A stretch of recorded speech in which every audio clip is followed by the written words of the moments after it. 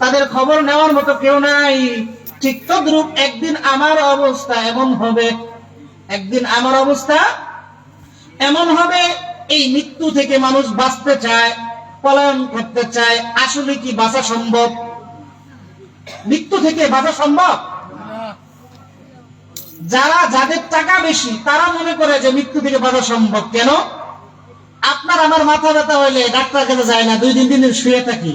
কিন্তু আমাদের এলাকায় ধনী যারা স্কোয়ারে চলে যায় সামান্য মাথা ব্যথার জন্য। যায় না, মৃত্যুকে ভয় পায়। মৃত্যুকে আসলে কি মৃত্যু ভয়ের জিনিস?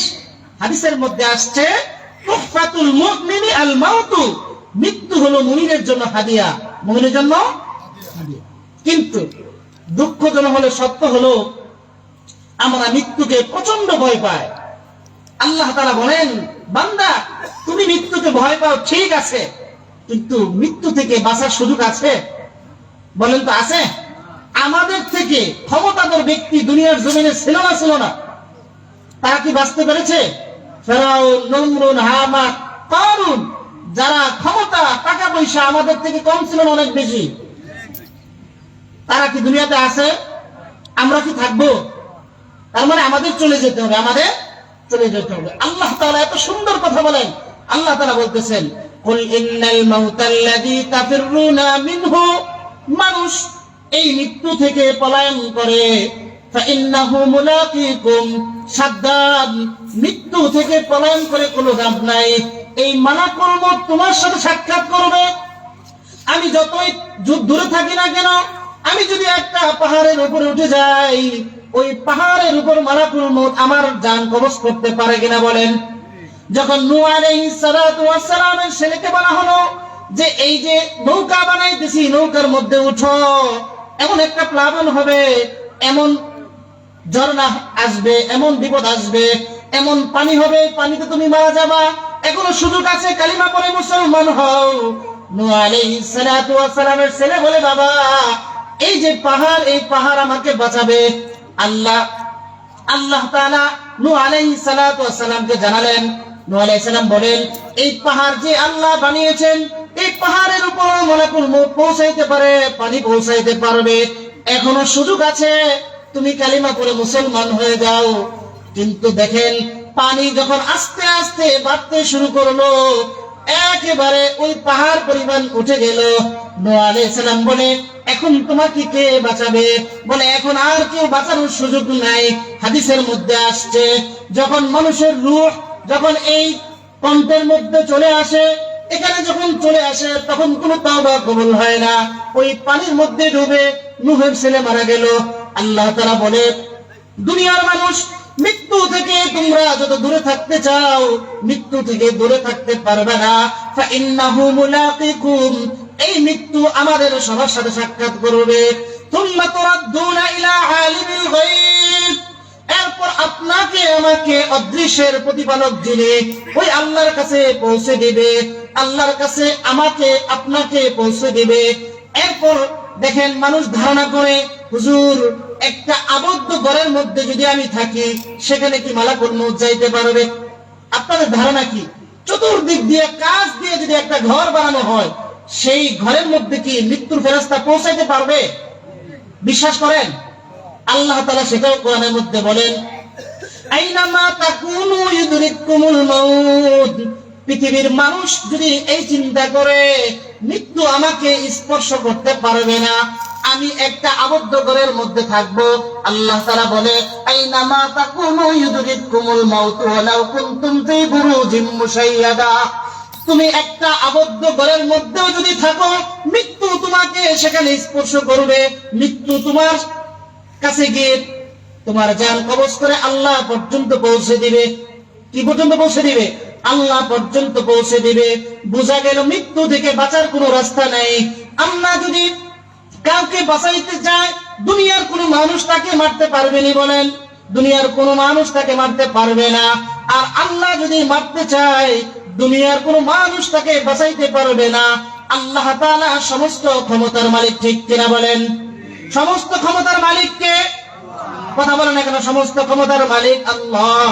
আমরা যদি এই স্লোগান দেই, সমস্ত ক্ষমতার উৎস জনগণ, ইমান থাকবে না, চলে যাবে। কথা বলেন না কেন? ইমান থাকবে না, চলে যাবে। যেই জমিনে বসে আছে এই জমিনটা বানাইছেন কে? উপরে আসমান বানাইছেন কে? পুরা পৃথিবী পরিচালনা করতেছেন কে? পুরা পৃথিবী যিনি পরিচালনা করতেছেন তিনি হলো আল্লাহ।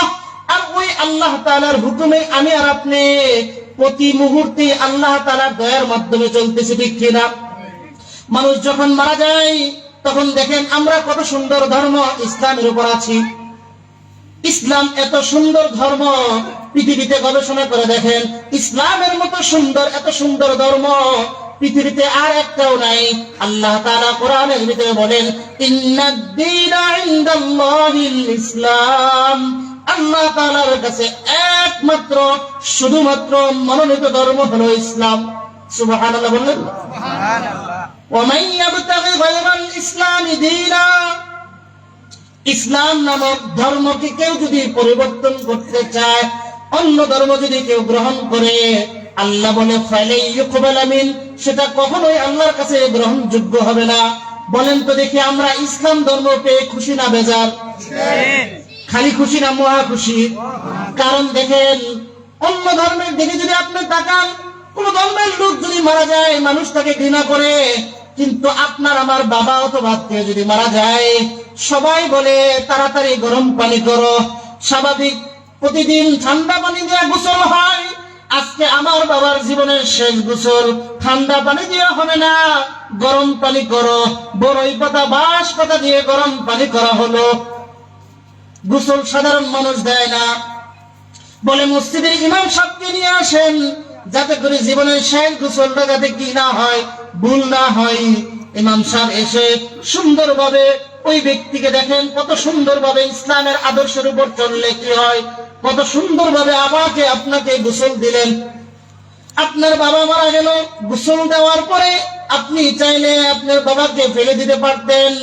ইসলাম বলে না, তাকে সুন্দর করে কাফন পরাইতে হবে। তাকে সুন্দর করে কাফন পরানো হলো। কাফন পরানোর পরে মানুষ জানাজার জন্য উপস্থিত হয়ে যায়। দাওয়াত দেওয়া ছাড়া মানুষ নিজের আগ্রহে ওই জানাজায় উপস্থিত হয়ে যায়। জানাজার নামাজ যখন আমরা পড়ি, জানাজার ভিতরে একটা দোয়া পড়ি, আল্লাহুম্মা গফির লিহাইয়িনা। আল্লাহ, আমাদের সমাজে যত মৃত মানুষ আছে এবং ছোট বড় যত মানুষ আছে সবাইকে আপনি ক্ষমা করে দেন। আমাদের সমাজে যত মহিলা আছে, যত পুরুষ আছে, নাবালেগ হোক বালেগ হোক, সবাইকে ক্ষমা করে দেন। এরপর লাস্টে পড়ি, আল্লাহুম্মা মান আহইয়াইতাহু মিন্না ফাহইহি আলাল ইসলাম। আল্লাহ, এই ভাইয়ের জানাজা আমরা পড়তেছি, আমরা এখনো যারা জীবিত আছি যতদিন জীবিত থাকবো ইসলামের উপর যেন থাকতে পারি। কিসের উপর থাকতে পারি? কথা বলেন তো, আমরা আল্লাহ এবং রাসূলকে ভালোবাসি না বাসি না? বলেন।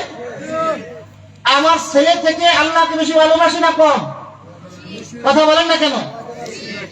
দুনিয়া সব কিছু থেকে আল্লাহ এবং রাসূলকে বেশি ভালোবাসি তো ইনশাআল্লাহ। রাসূলের ভালোবাসায় কখনো যদি জীবন দেওয়ার প্রয়োজন হয় দিতে পারবো তো ইনশাআল্লাহ। তো দেখেন তো আমি কত সুন্দরভাবে জানাজার নামাজ, আমার বাবার জানাজার নামাজ যখন শেষ হয়ে যায়, এলাকার মুরব্বীরা বলে আস্তে আস্তে লাশকে নিয়ে যাও, সাবধান, দৌড়াইও না, এই মৃত ব্যক্তিকে কষ্ট দিও না। যখন আমরা কবরে নিয়ে যাই, বিভিন্ন ধর্মের লোকদেরকে বিভিন্ন বেকুর সাহায্যে বিভিন্ন প্রযুক্তির মাধ্যমে লাশটাকে পুঁতে ফেলা হয়, পুড়ে ফেলা হয়, আগুনের মধ্যে ফেলানো হয়, গর্তের মধ্যে ফেলানো হয়। ইসলাম কত সুন্দর ধর্ম। ওখানে যদি মহিলার লাশ হয় চতুর্দিক দিয়ে ঢাকা হয়, কেউ যাতে লাশটা না দেখে। দেখেন এখানে চাইলে কিন্তু লাশটা আপনি ফেলে দিতে পারতেন, কিন্তু মুরব্বীরা বলে না, লাশটাকে আস্তে আস্তে কবরে নামাও, সাবধান, লাশ যেন ব্যথা না পায়। 2 জন 3 জন কবরে নামে, লাশ যখন কবরে রাখে কি দোয়া পড়ে?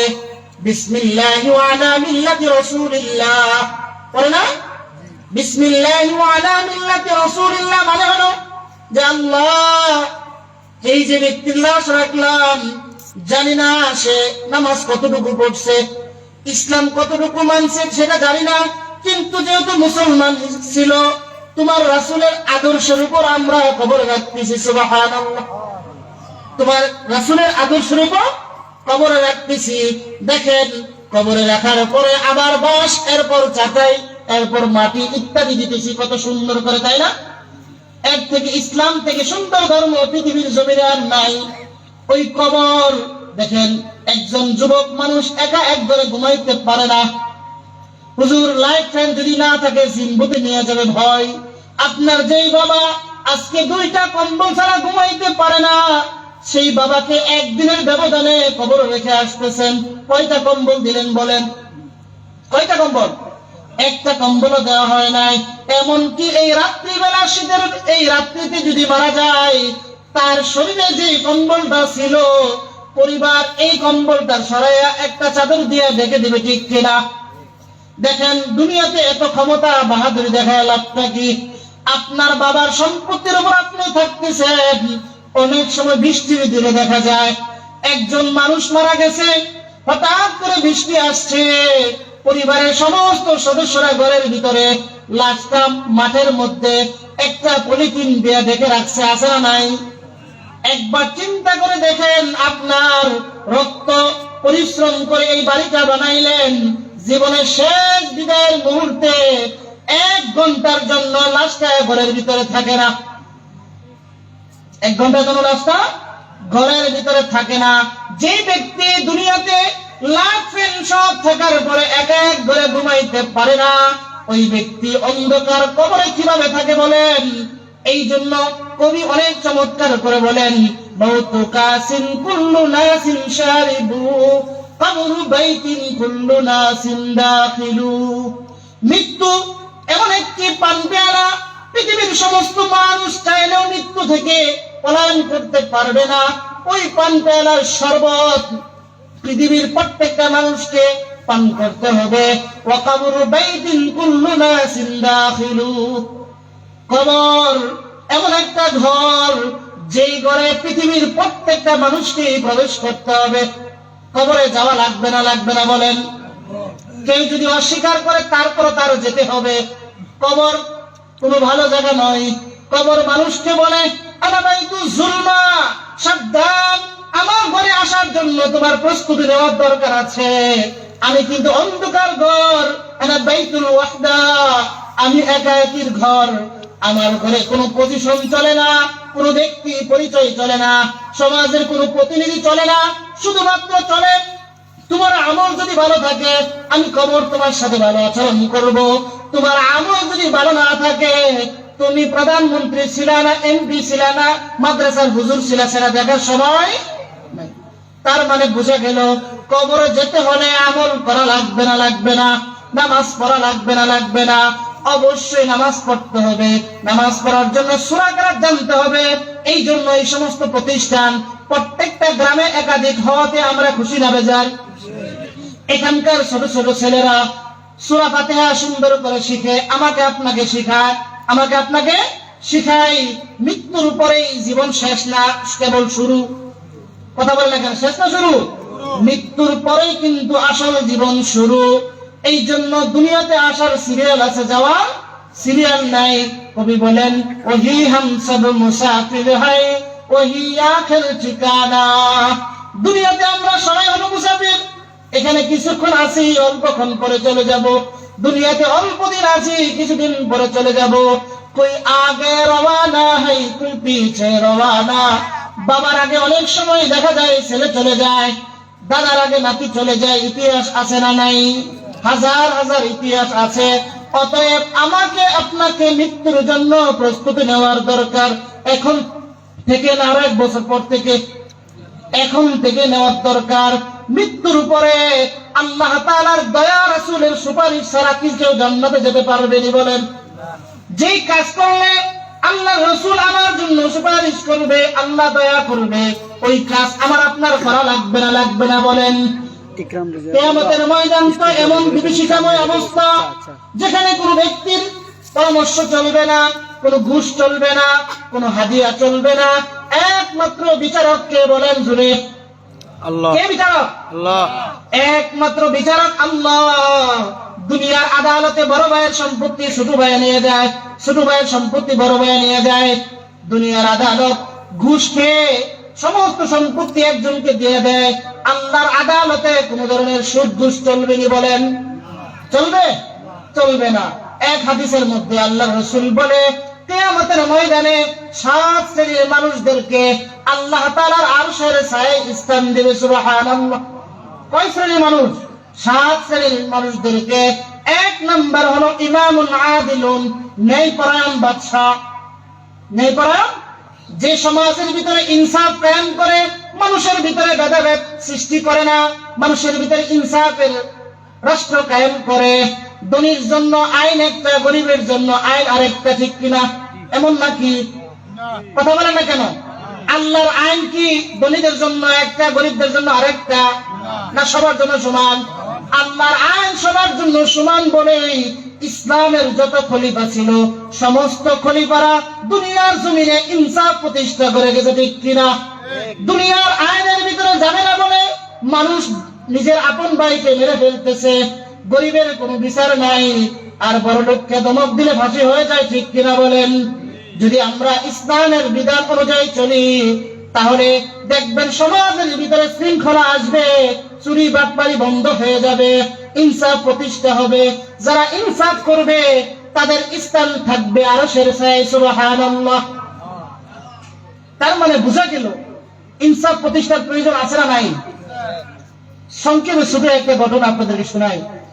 হযরত উমর বিন খাত্তাব রাদিয়াল্লাহু তাআলা আনহু, কে আপনারা নাম শুনছেন কখনো?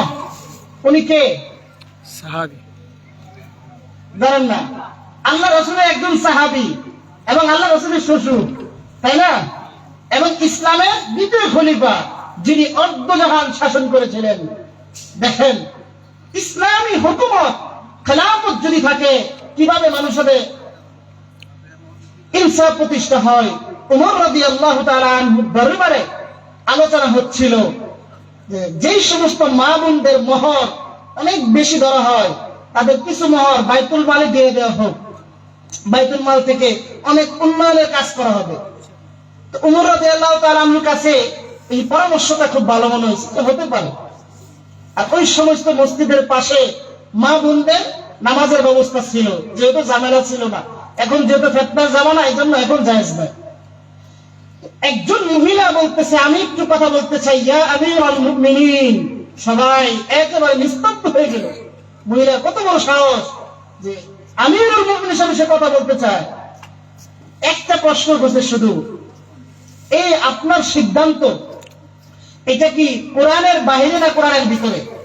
আপনাদের সিদ্ধান্ত কি আল্লাহ তাআলার চেয়ে বড় না ছোট? আপনার সিদ্ধান্ত বড় না আল্লাহর সিদ্ধান্ত বড়? কথা বলেন না কেন? কে কাকে প্রশ্ন করছে? একজন সাহাবী ওই সময় অর্ধজাহানের শাসককে বললেন যে আপনার বিধান, আপনার পরামর্শ বড় না আল্লাহর সিদ্ধান্ত বড়? ওমর রাদিয়াল্লাহু তাআলা আনহু বলেন, বুঝি নাই, আরেকটু ব্যাখ্যা করে বলো। ওই মহিলা একটা কোরআনের আয়াত তেলাওয়াত করছেন। আল্লাহ তাআলা কোরআনের ভিতরে বলেন, ওয়া ইন আতাইতুম ইহদাহুন্না কিনতারা, তোমাদের স্বামীদের মধ্য থেকে কেউ যদি স্ত্রীকে পাহাড় পরিমাণ দান করে, ফালা তাখুযু মিনহু শাইআ, সেখান থেকে তোমরা বিন্দু পরিমাণ গ্রহণ করবে না। কার কথা এটা? আল্লাহর কথা। কার কথা? আল্লাহর কথা। মহিলা এই আয়াত তেলাওয়াত করছে। আল্লাহ বলতেছে, একজন স্বামী তার স্ত্রীকে যে পরিমাণ মোহর দেখ না কেন, সেটা নেওয়ার অধিকার পৃথিবীর জমিনে কারো, কথা বলে না, কারো। দেখেন শাসক কাকে বলে?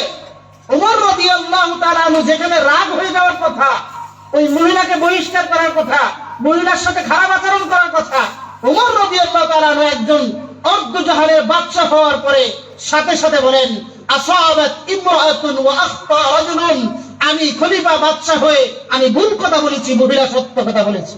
সুবহানাল্লাহ। এটাই হলো ইসলাম। এটাই কি ইসলাম? এই জন্য 1 নাম্বার আল্লাহ তাআলা যাদেরকে আরশের নিচে স্থান দিবেন, 1 নাম্বার হলো ইমামুন আদিলুন, ন্যায়পরায়ণ বাদশা। আল্লাহ রাসূল হাদিসের ভিতরে বলেন, আলা কুল্লুকুম রাইন ওয়া কুল্লুকুম মাসউলুন আন রাইয়াতিহি, প্রত্যেকের ব্যাপারে দায়িত্বশীল। আপনি বড় ভাই হইয়া যদি ছোট ভাইয়ের উপর জুলুম করেন, ছোট ভাইকে মানুষ বলে তুমি মামলা করো, ছোট ভাই বলে না মামলার দরকার নাই, বিচার দিছি কার কাছে? কথা কানা কার কাছে? আপনি কি মনে করেন আল্লাহ বিচার করবে না করবে না?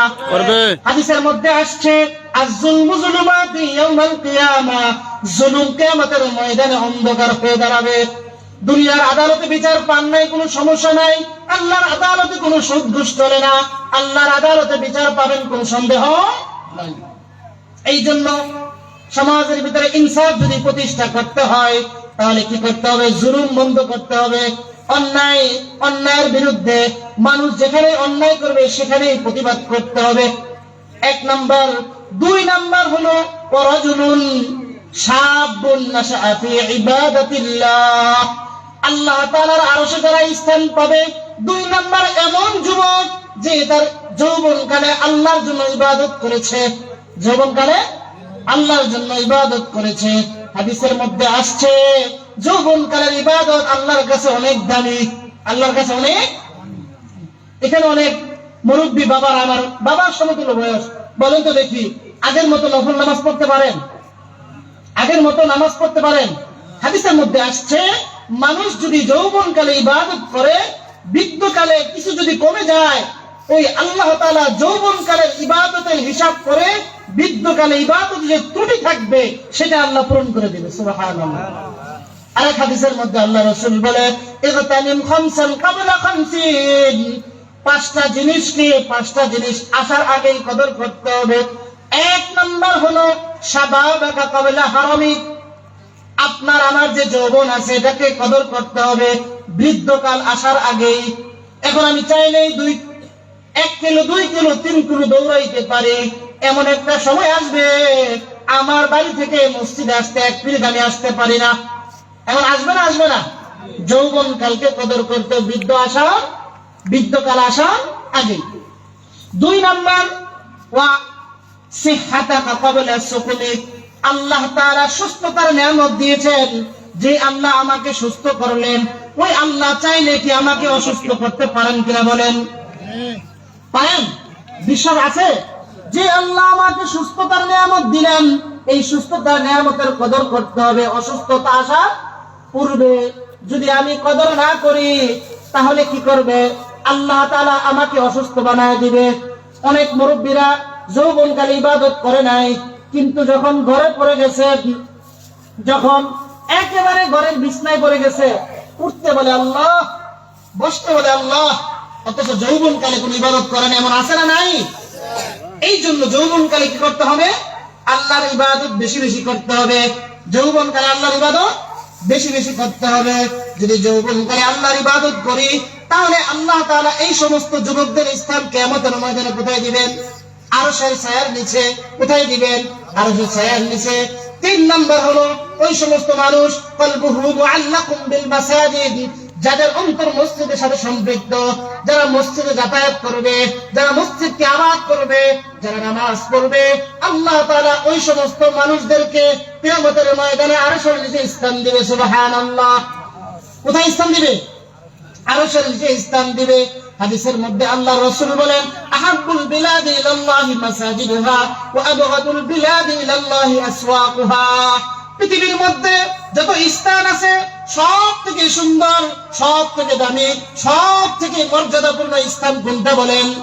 মসজিদ। কোনটা? মসজিদ। আল্লাহ তাআলা কোরআনের ভিতরে বলেন ওয়া আন্নাল মাসাজিদা লিল্লাহ ফালা তাদউ মা'আল্লাহি আহাদা, পৃথিবীর যত স্থান আছে সমস্ত স্থান মসজিদ, মানুষ যেখানে ইচ্ছা সেখানে সিজদা করতে পারবে, কোনো সমস্যা নেই। আল্লাহ তাআলার কাছে সব থেকে দামি স্থান হলো মসজিদ।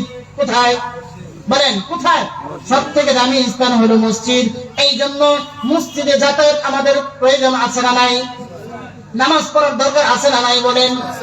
এক হাদিসের মধ্যে আল্লাহ রাসূল বলে যে ব্যক্তির ঘন ঘন মসজিদে যাতায়াত দেখবা তোমরা সাক্ষী দিবা ওই ব্যক্তি মুসলমান। সুবহানাল্লাহ। ওই ব্যক্তি মুসলমান। আমরা অনেক বয়ানে শুনি জান্নাতের মধ্যে হাজার হাজার প্রকার নিয়ামত দিবেন, শত শত খাবার, প্লেট খাবার দিবেন। এতগুলো খাবার কোত্থেকে আসে? এক হাদিসের মধ্যে আল্লাহ রাসূল বলে দুনিয়াতে মানুষ যতবার মসজিদে যাতায়াত করবে আল্লাহ তাআলা ততবার তার জন্য খাবার জান্নাতে রেডি করে রাখছে। সুবহানাল্লাহ। আমি আমি যদি প্রত্যেক দিন 10 বার যাই, মাসে এইভাবে যদি 1000 বার যাই, বছরে কয়েক লক্ষ বার যদি যাই, প্রত্যেকবারে আমার জন্য জান্নাতে আল্লাহ খাবার রেখে দিয়েছে। সুবহানাল্লাহ। এই জন্য মসজিদকে অন্তর থেকে ভালোবাসি না বাসি না বলেন? মসজিদের সাথে কারো কোনো শত্রুতা আছে? কথা বলেন না কেন? আছে। মসজিদের সাথে যদি সম্পর্ক থাকে, কিয়ামতের ময়দানে সব ধ্বংস হবে, মসজিদ ধ্বংস হবে না। আরেক হাদিসের মধ্যে আল্লাহ রাসূল বলেন, কিয়ামতের ময়দানে আল্লাহ তাআলা বলবে যে আমার প্রতিবেশী কোথায়? কার প্রতিবেশী? আল্লাহর প্রতিবেশী। তখন ফেরেশতারা বলবে যে তোমার প্রতিবেশী কারা?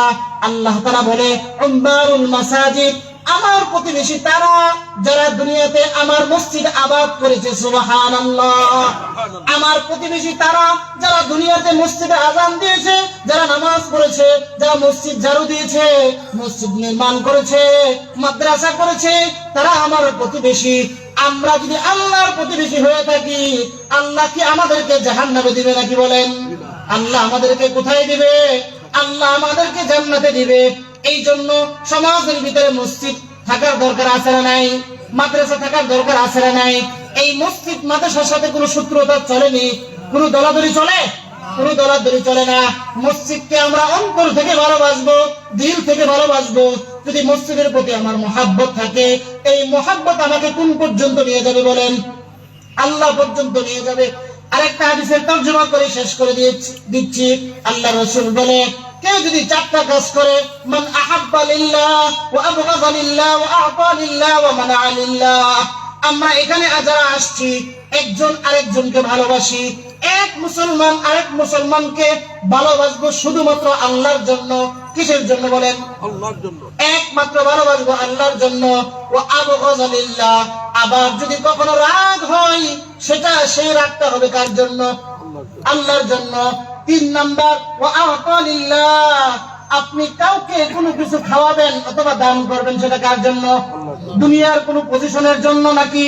আল্লাহর জন্য। আল্লাহ তাআলা বলে, ইন্নামা নুত'iমুকুম লিওয়াজহিল্লাহ। আমার কোন বান্দা যখন কোন বান্দাকে খাওয়াবে, 1 নাম্বার নিয়ত থাকবে আল্লাহর জন্য। কার জন্য? কিন্তু আমরা এলাকার হুজুরকে দাওয়াত দেই, হুজুর যাতে আমার বিরুদ্ধে না বলে, হুজুর যাতে আমার ছেলেকে ভালো করে পড়ায়। এটা কি হাদিয়া হয় কিনা বলেন? হাদিয়া হয় না। আল্লাহ তাআলা বলে, খাওয়াইতে হবে একমাত্র কার জন্য? আল্লাহকে রাজি খুশি করার। কার জন্য? ইন্নামা নুত'iমুকুম লিওয়াজহিল্লাহ লা নুরিদু মিনকুম জাযাআন ওয়ালা শুকুরা। এই খাওয়ানোর পরে ওই ব্যক্তি থেকে আমি কোনো প্রতিদান চাই না, কোনো অনুগ্রহ চাই না, ঠিক কিনা? 1 নাম্বার বললাম, কাউকে ভালোবাসতে হবে কার জন্য? আল্লাহর জন্য। কার জন্য? কারোর সাথে রাগ করবো কার জন্য? আল্লাহর জন্য। এবং কাউকে কোনো কিছু যদি দান করি, কার জন্য দান করবো? ওয়া মানা'a লিল্লাহ। কাউকে কোনো কিছু যদি দান না করি, সেটাও কার জন্য? যেমন আপনার আত্মীয় ধরেন সে খারাপ হয়ে গেছে, মদ জুয়া ইত্যাদি খেলে, আপনার কাছে টাকা চায় যে চাচা 100 টাকা দেন, মজা খাবো। কিন্তু আপনি জানেন এই ছেলেটা টাকা দিলে কি খাবে? মদ খাবে। এখানে আপনার আত্মীয় হওয়ার পরে ইসলাম কি বলে? টাকা দেওয়া যাবে। এখানে তো আমি টাকা দিচ্ছি না, কার জন্য?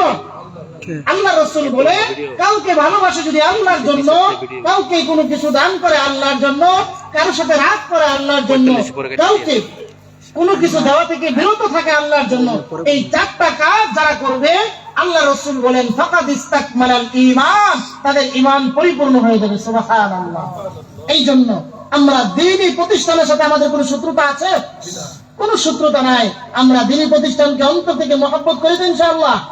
আলহামদুলিল্লাহ, আমার আপনাদের এলাকায় এসে অনেক ভালো লাগলো। আমরা ইস্কার মাস্টারবাড়ি থেকে আসছি, আপনাদের এলাকার সন্তান, সেখানে থাকেন মোহাম্মদ ইকরামুল হক, আপনারা ছিলেন তো, তার মাধ্যমে আসা হুজুর, আপনাদের এখানকার যে প্রিন্সিপাল সাহেব হুজুর গেছিলেন, আপনাদের এলাকায় এসে খুব ভালো লাগলো। আমি আপনাদের জন্য দোয়া করি এবং আপনারাও আমাদের জন্য দোয়া করেন। আল্লাহ তাআলা যেন এই প্রতিষ্ঠানকে এই এলাকাবাসীর জন্য নাজাতের জরিয়া বানায়। সবাই বলেন আমিন।